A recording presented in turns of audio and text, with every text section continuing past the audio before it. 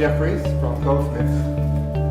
Professor Jefferies is an artist, writer, and curator, and she's also Professor of Visual Arts in the Department of Computing at Goldsmiths. She's the director of the Constance Howard Resource and Research Centre in Textiles, and artistic director of Goldsmiths Digital Studios, a research centre that works across arts and technology. Her research interests include emergent business models and artists' cultural rights, and creative solutions that address social, economic, as well as cultural challenges, especially through research into new business models and intellectual property structures across the sector, which helps support the value of culture and a creative life. Her own creative work often focuses on the relationship between digital art and sound, wearable technologies, textiles and technologies, and having access to cultural artifacts through haptic devices. Her keynote address this evening is entitled Future Communications and the Creative Industries, and will contextualise some of these issues in the context of our conference. Please give her a warm welcome.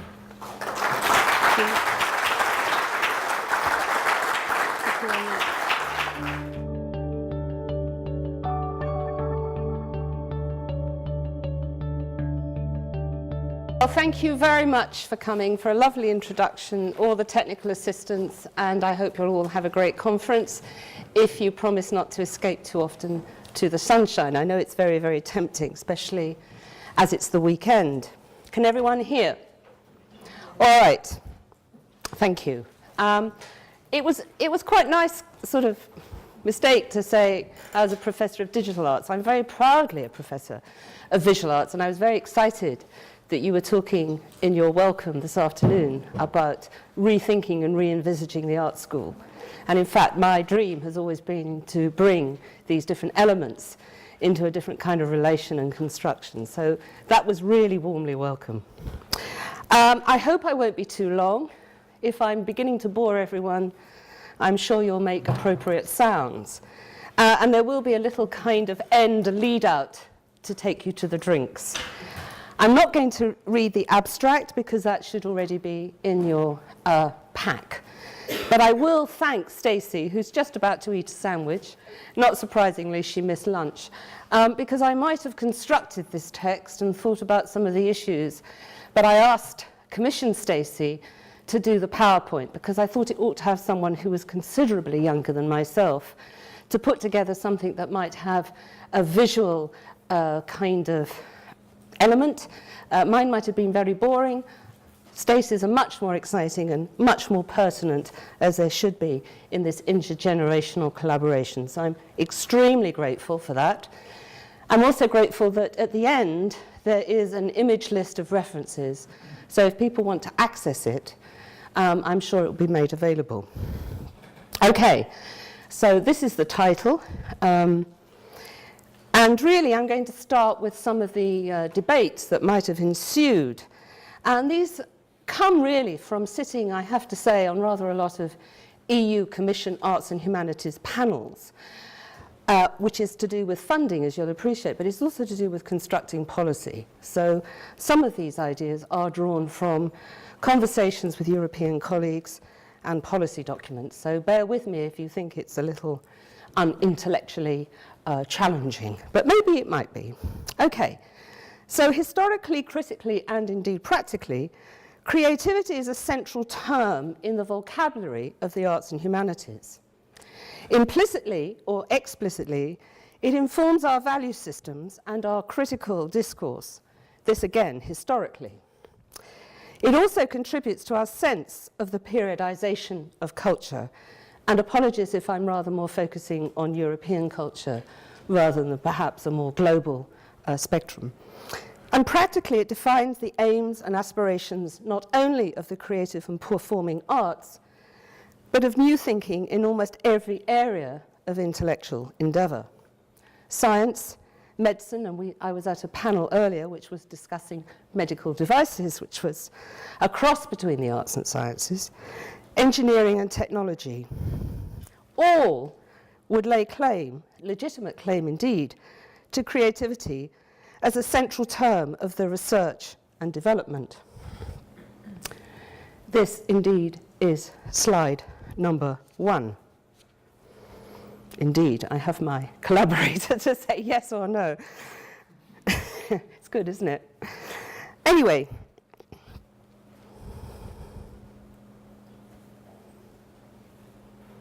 oh, I see, it's confusing here because 2 and 3, okay.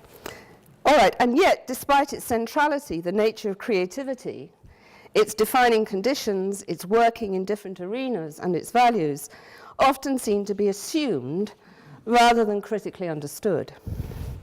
Certainly, it's been linked with almost formulaically to new conjectures and conjunctions, creativity and innovation.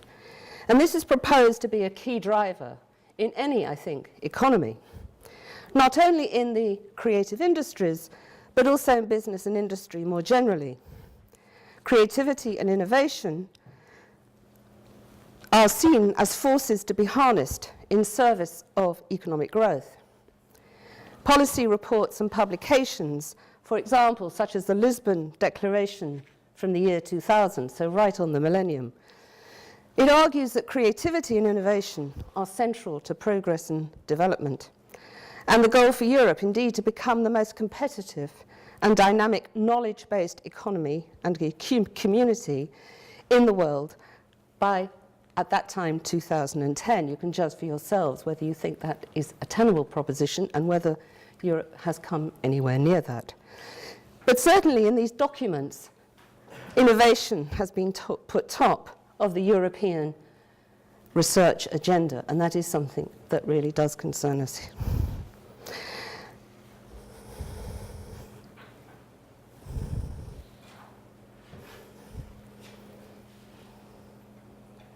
That's right. It is confusing to have 2 images up at the same time, that's all. Okay, so the conjunction of creativity and innovation can be perceived both as a threat and as an opportunity. On the one hand, there is indeed a legitimate concern that the values of creativity, the imaginative leap, and the risks of the genuinely new, the iconoclasm in the face of established conventions of thought, are somehow tamed or instrumentalized when they are placed at the service of an economy. On the other hand, the very centrality of the conjunction offers arts and humanities research this opportunity for real interdisciplinarity, engaging with the ways in which the terms of creativity are being revalued, indeed by science. How many scientists now always want to work with artists? Technology and the wider economy, and bringing the research to a better understanding of what it means to link creativity to innovation, culturally, socially, and economically. So this is the next section on state of the art. So at the one end of the spectrum, the question of creativity focuses on the relationship between the creative artist or creative ensemble and a creative output. It is a question of expressivity and agency, which has preoccupied academics within various fields of the arts and humanities research throughout the 20th century and certainly well into the 21st. And it has been reinvented and rearticulated through the study of successive periods. And indeed, I keep saying indeed, I'm sorry, it's a nervous trait of mine, and aesthetic movements, Romanticism, Modernism, Structuralism, Post-structuralism, and Postmodernism. Within the erosion of the boundaries between high art and popular culture, and the growing significance, I would argue, of crafts and applied arts, and new technologies, the relationship between creativity, commerce, and industrial production raises new theoretical and aesthetic questions. Added to this, of course, questions about creativity, expressivity, and the role of the artist have not only preoccupied academic research, but have, as I've indicated, been at the heart of many of the art movements of the 20th and 21st centuries. Now, the other end of the spectrum, creativity now coupled with innovation, has become a question on which the wealth of nations, if I can use the word nations rather improviso, has become a question on which, yes, it's seen to depend. In the United Kingdom, a report by the National Endowment for Science, Technology and the Arts. We know it as Nesta. And I think Hassan is here on Wednesday talking about new economic business models. Creating Growth, How the UK Can Create World-Class Creative Businesses. It's a report published in 2006. Estimated that the creative industries accounted for 8% of the UK economy. Of course, it's much higher in London, as you would expect. It's around 20%. A total of 56.5 billion, with exports contributing about 11.6 billion to the UK balance of trade in 2003. Globally, Nesta estimates that the global market value of the creative industries increased from 831 billion in 2000 to 1.3 trillion in 2005. And with global revenues, particularly from cinema admissions alone, accounting to 25 billion. I would recommend actually reading the report, even though it's quite long, there are some juicy bits in it.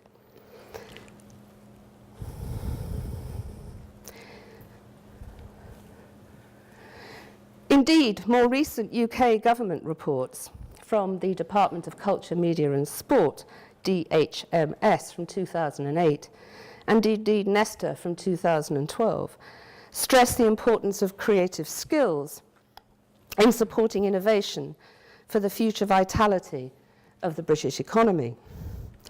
The business-orientated Keith Sawyer from 2007 agrees, quote, "Innovation is what drives today's economy and our hopes for the future as individuals and organisations. It lies in finding creative students, indeed, that's what we want, creative solutions to pressing problems."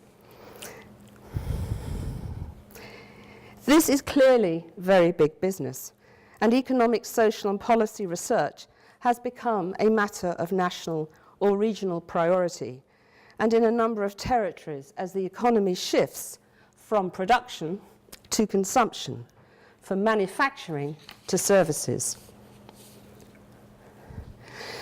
For arts and humanities research, the interesting questions may lie in the links which stretch from one end of the spectrum to the other, and which might tie together, perhaps in critical tension, familiar questions of creativity and expressiveness with these new questions of creativity and innovation. I hope I haven't lost my spot here. I might stay there for a minute. For example, in a 2001 paper, Cultural Policy, Rejuvenate or Wither, Tom O'Regan, then the director of the Australian Key Centre for Culture and Media Policy, followed David Thorsby from Economics and Culture, a book published by Cambridge University Press in 2001, by posing a model comprising 3 concentric circles. The first circle consisted of traditional creative arts, such as dance, theatre, literature, visual arts, and what was called new arts, like video art, performance art, multimedia. The second consisting of industries such as television, publishing, film, whose output is cultural, but whose structure is industrial. And the third consisting of industries like advertising and tourism, which exists outside the cultural sphere, but whose outputs may have cultural dimensions. Such a model, as O'Regan recognises, has informed cultural policy and state intervention, dividing the field into 3 different business models, from subsidy to free market competition. Now, the danger of such divisions into compartments, of course, is two-way. It may miss both the question of creativity and culture, which flows from the inner circle to the outer, and the questions of innovation and entrepreneurship, which may flow from the outer to the inner. Some of these issues are addressed in the work on the creative city. We're okay. London is a creative city. And the rise of the creative class, which, of course, many of you will know, is cited through the work of Richard Florida, who addressed this in his rather influential United States bestseller, The Rise of the Creative Class, in 2002.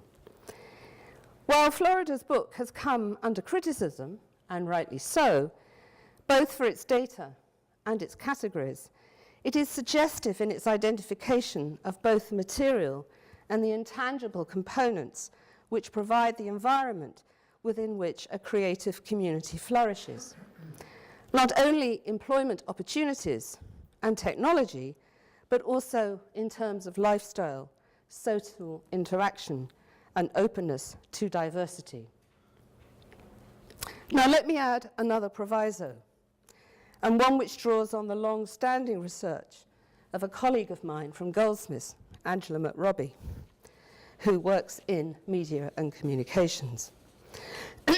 In Club to Companies, Notes on the Decline of Popular Culture in Speeded Up Creative Worlds from 2005, Angela proposes that in the new cultural economy of the United Kingdom over the last decade, the specialness of the artistic or creative practitioner has been extended to people working in a very wide range of fields, including fashion and music, so that workers, especially those who might be on the younger side of life, are attracted to the contemporary creative industries by the freedom and status associated with a particular artistic identity, that of the auteur. These cultural industries are regarded as highly successful, as noted by the Nestor reports and Ledbetter from 2004, which, as I cited earlier, also employ more than 1 million people in over 110,000 businesses, many of them working in short-term, project-based jobs on a freelance or self-employed basis. As you know, that is the zero level. The situation has somewhat been presented positively, offering flexibility and freedom, and as a model for the future of work, especially when linked to the knowledge economy. However, as critics point out, many creative workers have very limited job security and are low paid or even unpaid. McRobbie argues that the artistic identity of the auteur reconciles new creative practitioners, at least for a time, but also to poverty and an uncertain income. The flamboyantly auteur relationship to creative work is now being extended to a much wider section for a highly individuated workforce, operating in a deregulated environment, or set free, inverted commas, as Giddens suggests from 1991, from both the traditional workplace organizations and social institutions. McRobbie suggests in the same paper from 2005 that the cultural industries reproduce older patterns of marginalization, affecting women, Black, Asian, minority ethnic workers. And again, according to Ledbetter from 2004, about, quote, 4.6% of the creative industry workforce is from an ethnic minority. Hmm? No? You're right. To women now. So this one is about the workforce. Oh, yes. That was the workforce. All right, just rest a minute. We're just having an intergeneral conversation as to where I am with the slides. All right, you do the slides. Okay, yeah. I was trying to avoid Stacey being my technical assistant, but obviously it's come to pass. Thank you. Okay, so to women now. No, we're back to Ledbetter from 2004, which is about 4.6% of the creative industry workforce is from an ethnic minority, compared with 7% of the economy as a whole. You want to get onto the boyfriend and computer. She's put her favourite slide in. I think that's called favouritism. And I'm trying to be very serious at this point. I know. In London, it is even starker, and the discrepancy in the statistics even greater. Another telling statistic, and a more recent experience, is drawn from Women and the New Economy seminars, which we held and ran at the Centre for Creative Collaboration in King's Cross, with another one happening later on in October. This explored all the available data that shows that the rates of new enterprises, particularly those constructed by women in the United Kingdom, rank significantly lower than those of the G8 competing economies. Little has changed to improve this over more than a decade, indicated by the long time series and the data available from the Global Entrepreneurship Monitor Consortia, which is women in the UK. I don't know, my eyes are watering, sorry. Yeah. It's too much coffee, that's the trouble. Women in the UK have a total entrepreneurial activity, TEA index, of 4.3, and men 11.026, let's be accurate. In other words, 4.3% of women and 11% of men are identified as being keenly entrepreneurial. In policy initiatives across Europe, there has been a growing recognition that the significance of cultural amenities in attracting mobile middle and upper management to cities, which had traditionally depended on captive industrial labour force.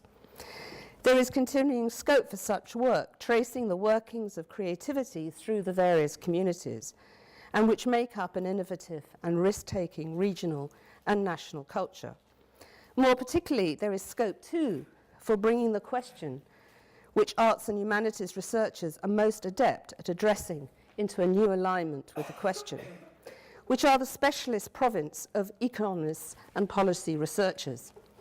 In particularly for humanistic research, some focus on the demand side of culture and creativity might profitably adjust a balance, which has been weighted heavily towards the supply side. A question which may have been lost in the research focus on economics and cultural policy formation concerns the critical function of creativity. However much we might regret its cultural pessimism, the accusation which Adorno levelled against the cultural industries in 1944 still haunts us. Originally using the term cultural industries to refer to industrially produced commercial entertainment, broadcasting, film, publishing, recorded music, as distanced from the subsidised arts, visual, performing, museums, galleries. The function of genuine art, quote, Adorno claimed, was to negate and challenge the alienation of advanced capitalism. The cultural industry merely extends the administrative rationality of industrial production into the sphere of art and culture. The cultural industries in the analysis deprive art of its critical function. Much of the thinking about cultural policy, creativity and innovation would seem to confirm such suspicion. The value of creativity and innovation described in incremental and instrumentalist terms, adding value which enables social and economic benefits as economic growth and social well-being, rather than inherently valuable as challenges and provocations. Art and money. The historiography of the term, then, cultural industries and cultural industries, and I have been guilty of using them rather interchangeability at this present time, has been richly traced elsewhere. And notably, I think, in Susan Galloway and student Dunlop's 2007 paper, developed at the Centre for Cultural Policy Research at the University of Glasgow, called A Critique of Definitions of the Cultural and Creative Industries in Public Policy. As they have shown, originally the concept of cultural industries was separate from the creative arts, but it was not until the election of New Labour in Britain in 1997 that the decisive shift in terminology occurred, and the term creative industries reached ascendance in public policy. This is Pratt, 2004. The term is, however, highly context-specific. It has been widely adopted in advanced capitalist countries with a tradition of state support for culture, but little or no purchase in the United States, quote, where the marketplace and the consumer rule. this has happened already. This is from Cunningham in 2001. The other aspect of this repositioning relates to culture. Whereas culture is abandoned as elitist and exclusive, creativity is somehow embraced as democratic and inclusive. In most people's eyes, perhaps, the cultural industries and the creative industries are basically the same thing. However, rapid technological change, of course, with the web and digitization, has overtaken the concept of the cultural industries, which was more focused on the arts plus commercial media. Thus, whereas the so-called classic cultural industries arose from the technological advances of the early 20th century, the creative industries are a product of the technological change of the late 20th and 21st centuries. Whereas originally the cultural industries, broadcasting, film, etc., were once incorporated into cultural culture, culture has now been subsumed within a creative industry's agenda of economic policy, and in the process, its distinctive aspects have been obscured. Arts and humanities research tends to be most comfortable, perhaps, with an approach in which art, culture, and creativity is valuable, and indeed valued for itself.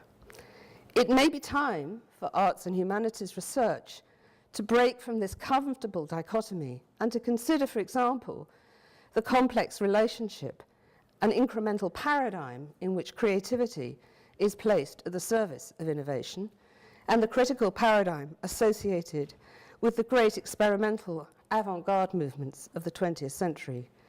Modernism, which rebelled against orthodoxies, challenging social convention, and arguably changed the ways in which we saw the world. Are such historic movements purely historic, or do they have something to tell us about change and innovation? In 2005, the European Commission working document, The Future of Creative Industries, Implications for Research Policy, set 12 possible research needs. Again, a lengthy document, but well worth reading to see how they change and shift over time. Many of these are concerned with issues such as the impact of technologies, the promotion of cultural industries, statistical indicators, etc., to which the arts and humanities research, particularly humanities-based cultural policy research, might, and perhaps some argue should, contribute, but which do not pose core questions or invite methodologies familiar to traditional arts and humanities research. There are, however, questions of cultural diversity, of definition, and of education and training which are central to the arts and humanities research community, and in particular to question 7, understanding the better idea of creativity as a factor conducive to innovation, which may be seen as the inspiration for programs established in the humanities in European research arts.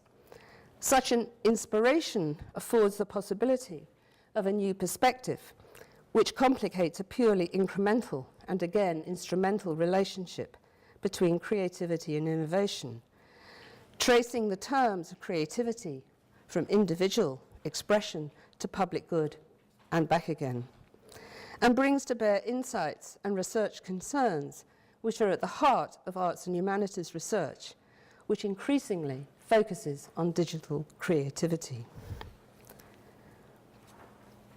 A range of values, imaginative, spiritual, aesthetic, informs discussion about creativity and innovation. The, quote, everything is creative argument also underlines the UK's government approach to creative industries, which it defines as those industries which have the origin in individual creativity, skill and talent, but which have the potential for wealth and job creation through the generation and exploitations of intellectual property. I've already cited Angela McRobbie's anxieties about individuated workforce, and Galloway and Dunlop's critique of definitions of the creative industries.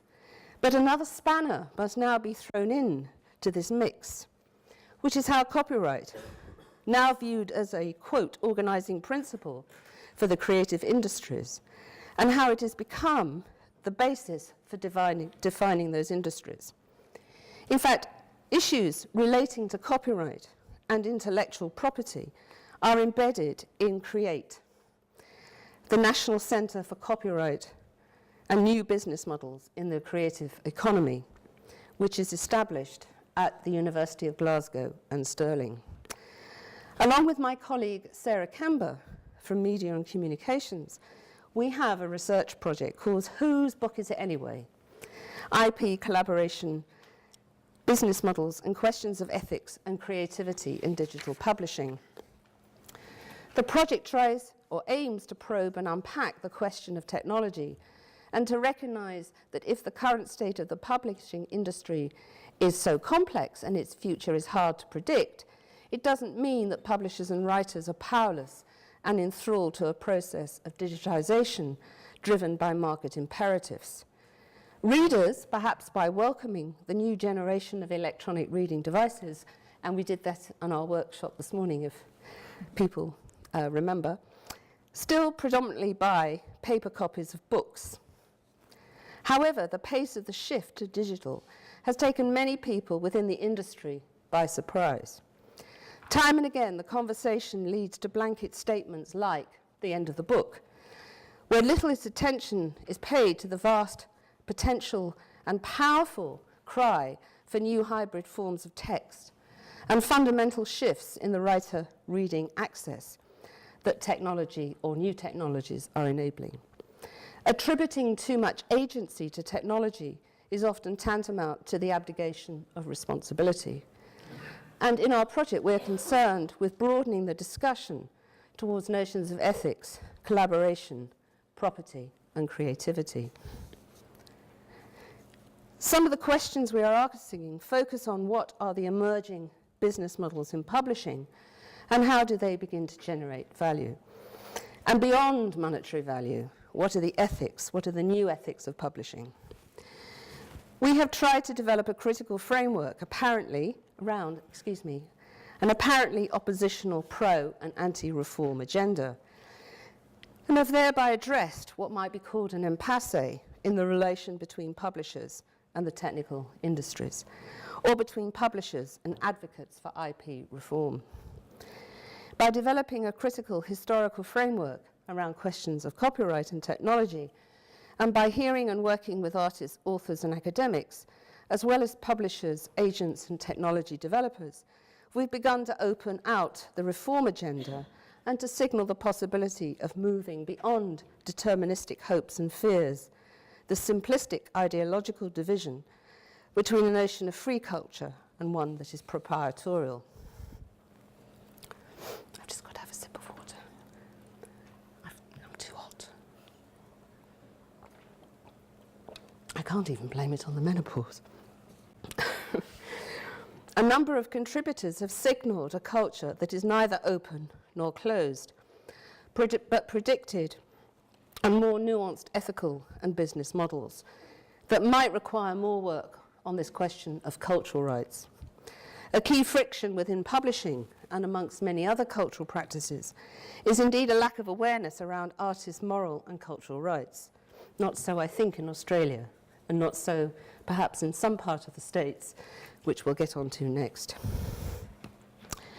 And fair use as copyright is seen to have bad effects on creativity. Copyright infringement. Here we are. That's a good choice. But I got the wrong character. I've now been appropriately reminded which the character is. It's not Homer. It's not Homer. It's based on Homer. Currently, the UK's copyright law restricts most form of creative reuse. The Hargreave reforms, which came into force in June 2014, is there to assist creators whose work falls into the category of caricature, parody and pastiche. But this, I think everyone might agree, is a very limited subcategory of creativity. There is a wide range of creative reuse of copyright works whose production is in the public interest and which would not adversely affect copyright owners' interests, and amending copyright law to permit such reuse, for example, fan works, needs, of course, to be taken into account of the moral rights of the original creator. And these rights are not well understood in the general populace. One of the aims is therefore to lobby the UK government and to explore whether a copyright exception for creative reuse could be devised. Our view is that such an exception is achievable and could comply with the World Copyright Treaty Article 10.2. A useful starting point would be those elements in the US fair use exception, which are based on creativity, as analysed in the College Arts Association in 2014, and you can download this booklet as a PDF. A creativity-based exception would necessarily be more limited in scope than the US exception, perhaps, but would likely to give greater weight to non-commercial reuse. I realise that I have said very little so far about digital making, digital economy, and the experience economy. And so here I draw on comments that I prepared along with others from Goldsmiths and Creative Works in London, the Arts and Humanities Research Council's Knowledge Exchange Hub, in which we argued for further research into digital making, connectivity, content, and consumers, Britain's digital platform for growth. With the help, now I'm going back in time, with the help of Mike Cooley, the Greater London Enterprise Board, as part of the Greater London's strategy, under Ken Livingstone in his first moment as leader before it was abolished by Thatcher in 1987, created technology networks to work with inventors and innovators to create new kinds of companies whose greatest asset was the knowledge and technological skills of their workers, those who had laboured under the old Taylorist model of factory production. Perhaps this might sound familiar. The Greater London Council was trying to nurture the knowledge economy long before Tony Blair had even logged on. In 1980, Mike Cooley published Architect or Be, The Human Price of Technology. The title alludes to a comparison made by Karl Marx in Capital on the issue of creative achievements of human imaginative power. In Architect or Be, Cooley talks about new technology networks and devices for socially useful production, attacking the division of labour, knowledge, and authority. He also asserted that we learn by doing, by exploring creativity, by taking risks, and in the process of thinking by doing, new knowledge is generated. Indeed, he suggests that those who know what they are doing, particularly craftspeople, and I could go on about Richard Sennett, but I won't, and expertise, are those who best understand what needs to be done. 30 years later, organisations like Creative Clusters, this is again accessed from the era of creativity, culture, and economic resource, argue that human creativity is all over the place, and that, quote, the old view that science and industry and culture is now obsolete. And this leads me back to Nesta and interlinked across platforms, which Jenkins, Henry, in 2007, goes further and argues that consumers are no longer consumers. They, in his terms, or at least certain more advanced consumers, are loyal media actives or prosumers. Indeed, this is Jenkins' favourite term. These active consumers play an important role both culturally and economically. He goes on to argue that fandom is the future. Fandom representing the experimental prototype, the testing ground for the ways in which media and cultural industries are going to operate in the future. Jenkins emphasizes an active consumer in contrast to a so-called passive one, but of course we know those binaries are no longer quite the binaries, even if they were thought of as binaries, as one is led to believe.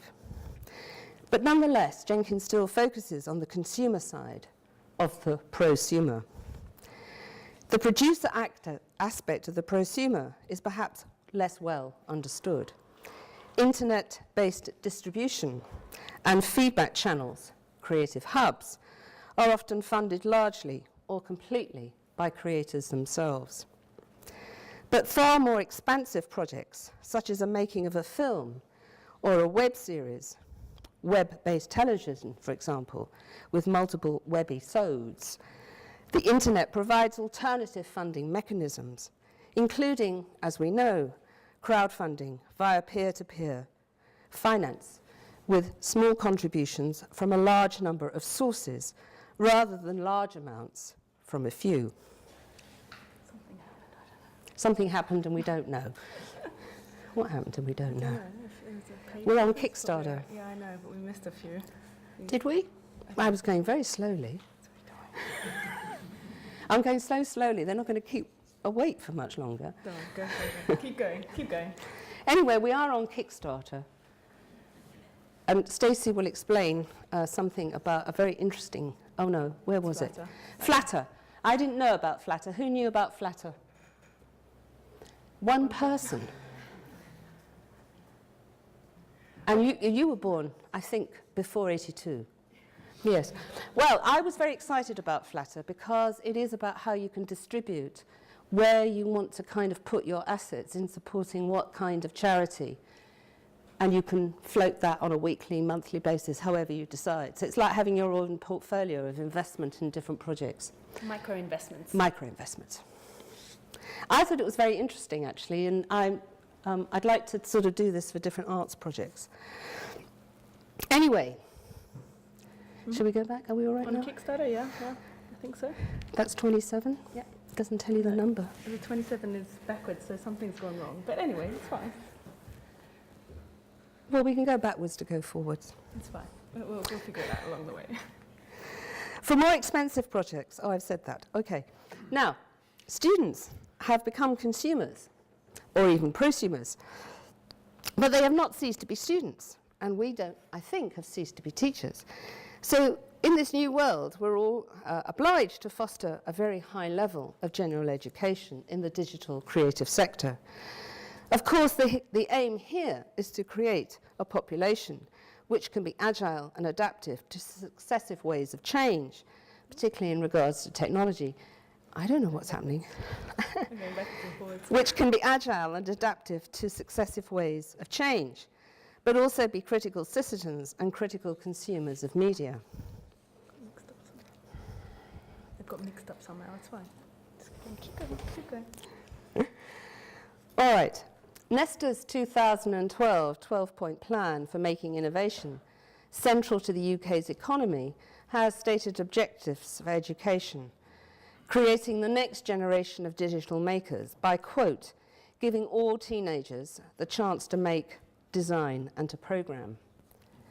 This objective is perhaps hampered by such information on the state of British digital making.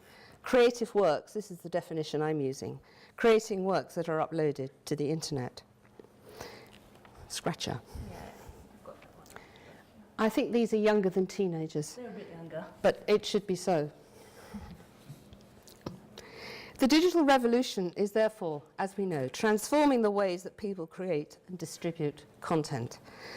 Inexpensive, professional quality technologies of creation, like digital cameras and camcorders, photo and video editing software, etc., and even word processing make it possible for many people to create different kinds of work with high production quality. Of course, the internet gives creators a means of low-cost distribution. This combination of digital creation and online distribution is extremely powerful. Online artistic production supported by digital technologies enables artists to create works and distribute them to diverse audience and to receive feedback. A potential effect is the blurring of artistic boundaries. And, as Jenkins would have it, between producer and consumer. In other words, what used to be the amateur and the professional.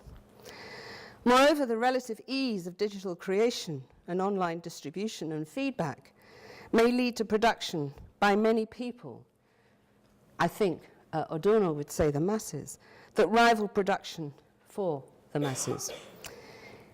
Consumer patterns will also change.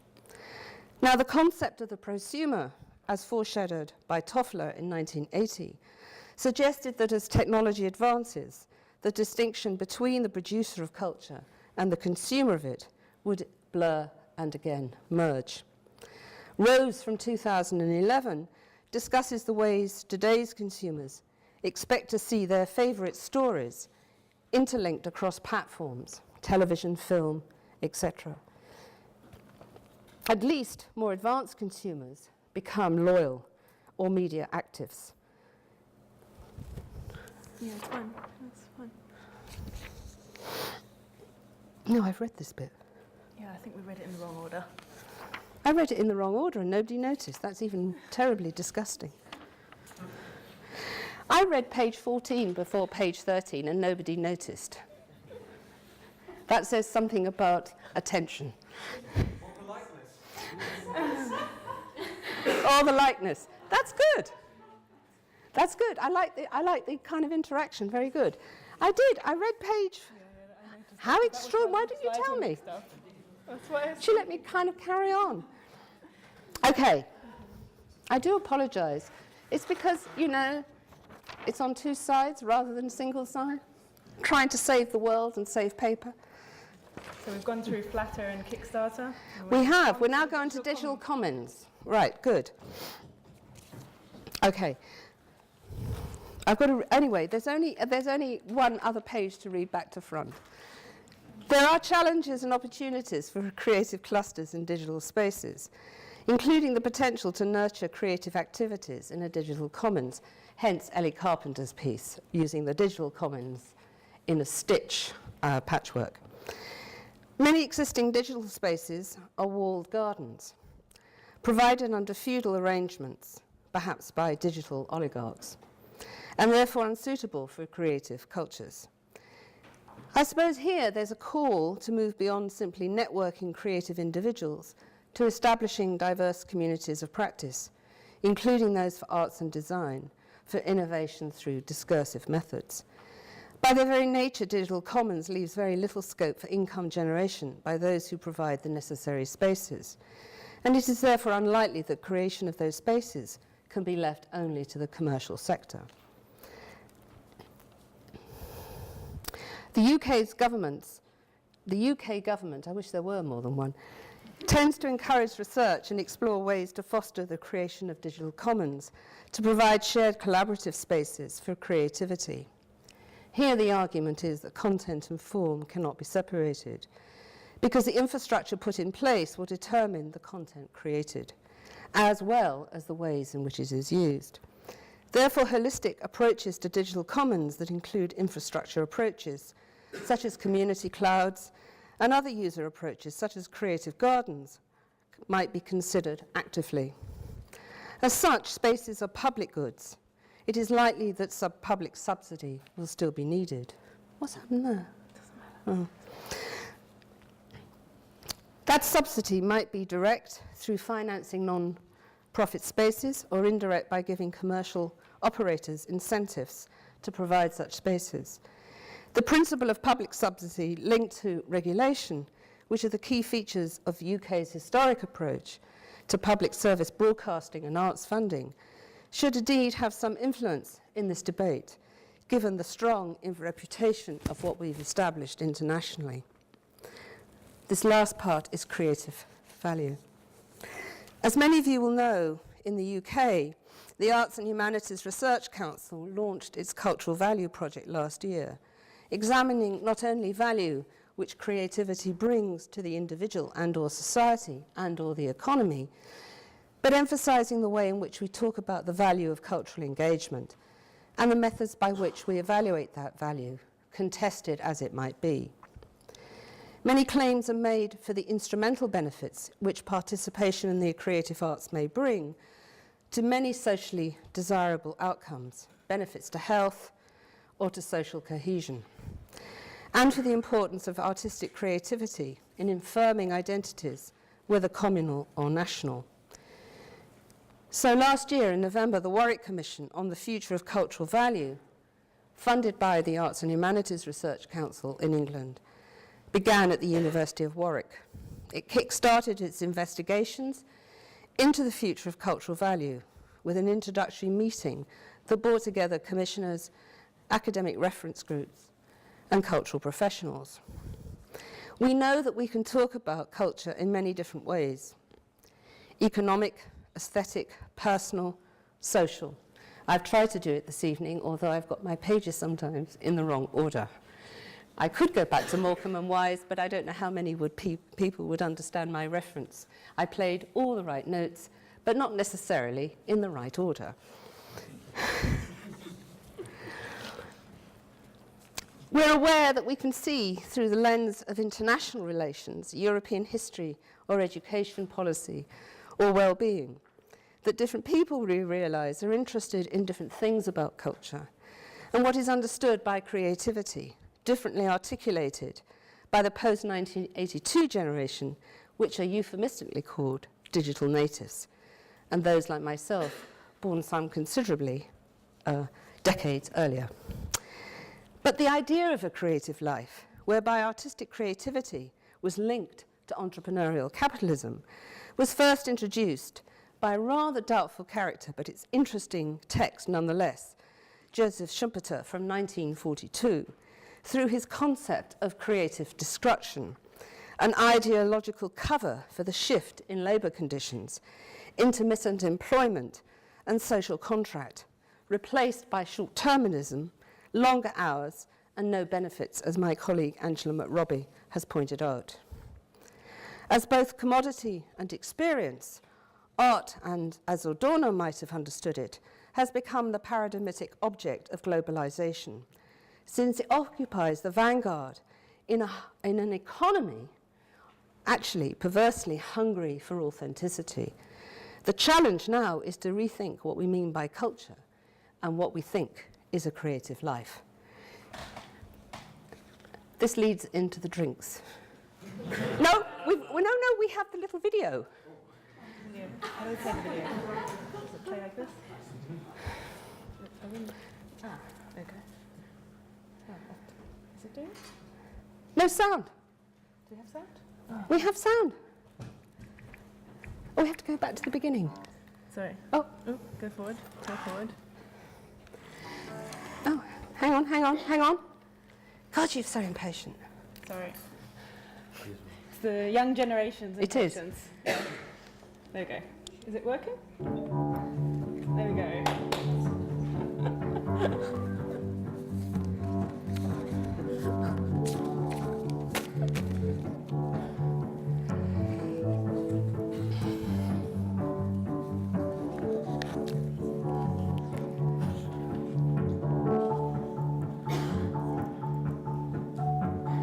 This is about bikes and bloomers.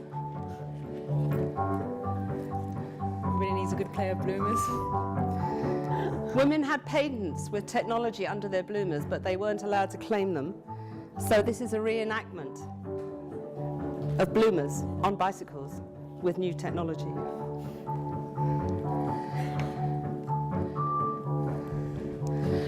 You should have prodded me and said I was reading. I didn't read. I was so confused because I thought it's in the wrong order, and then I thought it was my slides, and then I realised, oh no, it's the wrong page. Yes, but I was... Never mind. It's modern text. It's a postmodern thing. It doesn't matter which order, as long as it's the right words.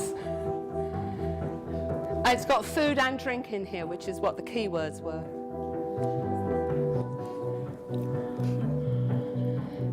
Maybe we'll finish with the references then.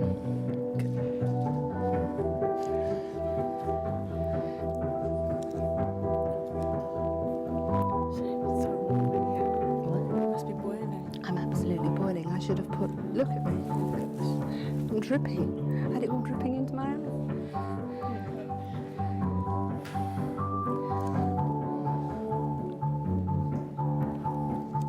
Nice end of the video.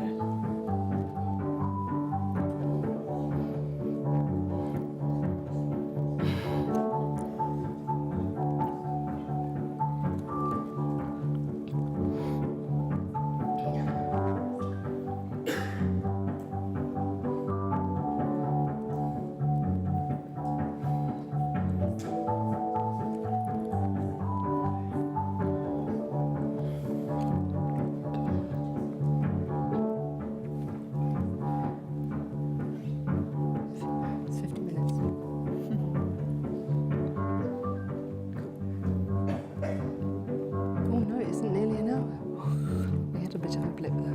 Yeah.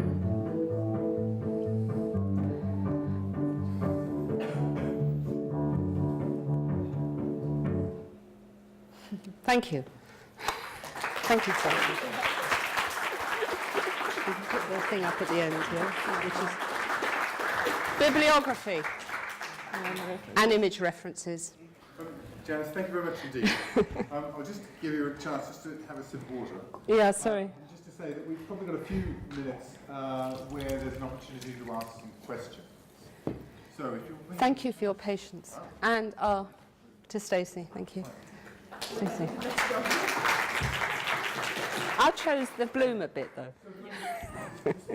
Janis has discussed a great range of things there, and I think it's very useful in a keynote that it addresses virtually all the themes of the conference. No doubt many people giving papers will be referring back to these discussions about what constitutes the proper values of creativity and culture within our society.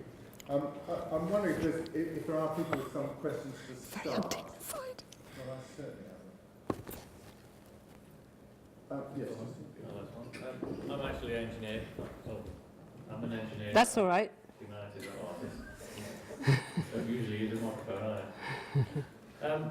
You mentioned about copyright possibly being restrictive, but I prefer copyright because it is restrictive, because I use it as a tool to generate originality. So if my students were allowed to reuse anything they wanted to, all I get is what other people have done. So I say nothing copied, so that they have to create original work as a challenge to their mindset to get them to think originally and creatively. So what would you say about allowing, if you allowed reuse, I wouldn't get that creativity? Well, I think that's partly to do with a drive for authenticity and originality. That's still a common driver. I think we have to think about what does reuse mean. There's one thing which is a kind of paste and copy. And I think the arguments that ran with Hargreaves was very much about, kind of opening a space for pastiche and parody, which artists have used all the time in creative work. It's really the tension between the kind of relations and an emphasis on certain restrictions, which artists always find ways of coming through and around. I mean, that's always been the case. But the issue and the emphasis on certain kinds of copyright or intellectual restriction is basically an economic one. In the policy, anyway. In the policy. Shall we move on, just here in the middle? Yes, thank you very much. Anne-Marie Borg, from London. I'm a composer, and I've invested quite a lot of time in a project called Antara Project, which has to do with creativity and education. Mm-hmm. I would very much like to know how you feel about investing in creativity for the students and the children to actually build a better future. It sounds very sort of idealistic and vague, but my project is very precise, and I'd love some comments on how you see things evolving. What is the creativity, the creative process we can actually refocus on to change the education system, which formats students to appeal to a society that maybe isn't quite working at the moment? Well, I'm sure there are lots of different projects you could refer to which indicate different kind of creative clusters, particularly around design. Stacey's involved in some, a number of people at Greenwich are, which we might call slow, particular, taking time, which is still to do with kind of social discourse, social interaction, people-to-people skills, which then might work with different kinds of technology that they themselves have begun to build. And if you're talking about very young, primary, then well, you have to think about where you begin to interject that freedom to experiment. Let's say experimentation comes before innovation. I mean, learning how to play an experiment and how you kind of build various ideas or projects or social activities into that. Well, the idea that I'm investing in is that if we build creativity, we build self-esteem. in the students, and that should produce some quite interesting results. It's about value. Yeah, what we value. Yeah. Let's go to the gentleman up the back, please. Yeah, hi. My name is Dr. Ollie Tyler, University of Manchester. I really enjoyed your presentation, so thank you very much. I'm slightly distressed about how creativity has been appropriated by design and production paradigm. And so the way of, you mentioned how a lot of these particular assumptions and proposals are based on, have an issue to do with cultural diversity. So what do you think about, in terms of the other, and of course there are many others, but in terms of the other, whose ideas of creativity are set by a different paradigm? And with that comes a whole different set of priorities. So when we're talking about globalization and interconnectivity and digital processes, these paradigms are kind of matching and integrating. So within your particular outlook, where do you place issues to do with being, presence, spiritual, provocation, anarchy, those aspects which creativity underpin as well, particularly in association with the other, protest and untold stories? That's quite a complicated question. I don't think I could perhaps do it the justice it should have.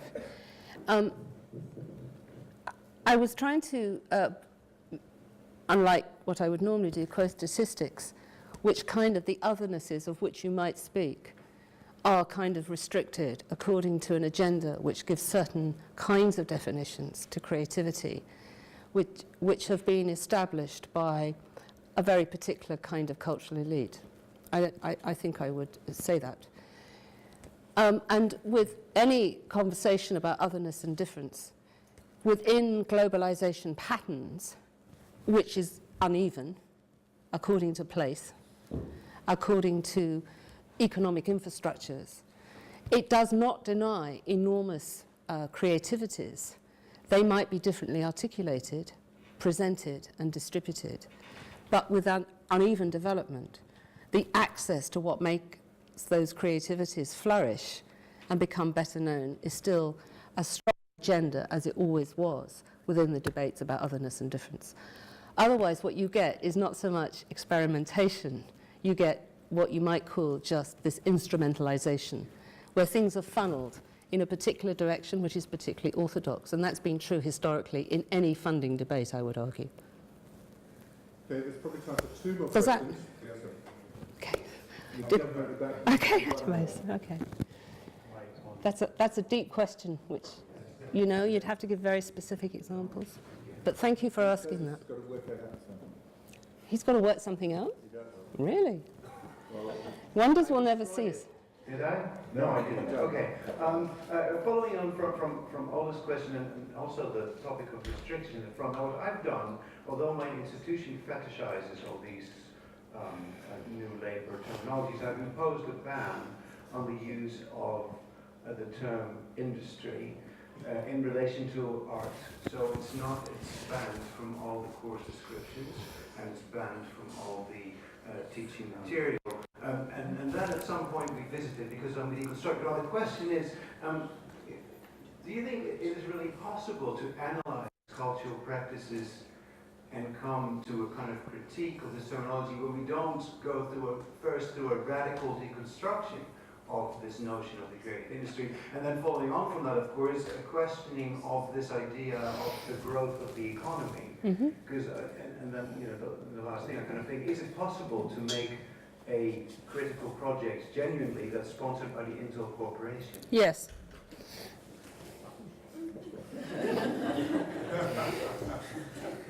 And it means that there may be time for one more question.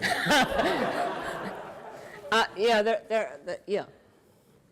Because criticality is also subsumed is it not, into these different terms and definitions. There is never an outside. There's always an inside.